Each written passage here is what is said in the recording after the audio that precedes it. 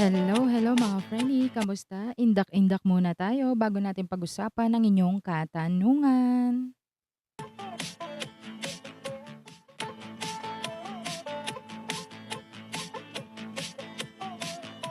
Alright mga friendly, naka-live tayo ngayon sa ating Just for Fun. Indak-indak muna tayo. Bawal mapagod, kailangan natin magtrabaho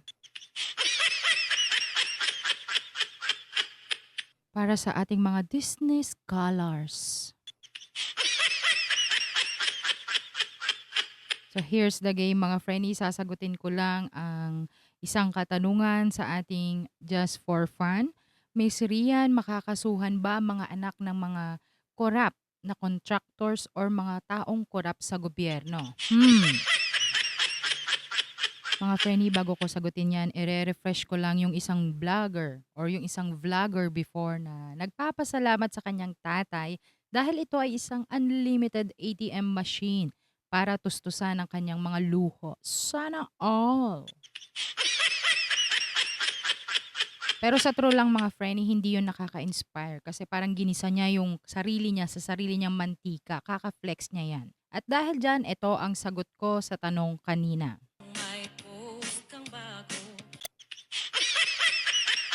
Big check mga friend, yes po. Yes na yes, pwedeng makasuhan, pwedeng kasuhan. Yung mga nepo babies at so-called Disney scholars. Pwedeng-pwede yang kasuhan sa paggamit ng mga pera at pondo ng bayan. In short, taxpayers' money. Para lang sa mga lavish lifestyle nila. Pagbili ng mga mamahaling bags, mga resto bills na umabot ng libo-libong halaga. Tawag dyan mga friend criminally liable sila. Ginagamit ang pera ng mga taxpayers to fund their luho and kaartihan lifestyle. Nasa Money Laundering Act yan mga frenny. Money Laundering Act under RA 9160, mga frenny. Batas yan sa Pilipinas na nagsasaad na kapag galing sa pangungurakot ang perang ginagastos mo o ginastos mo sa anumang mga bagay like buying sports cars, luxury bags, international travel or travel, pagbili ng condos or any properties o bahay, pasok yan sa mga money laundering law. Okay?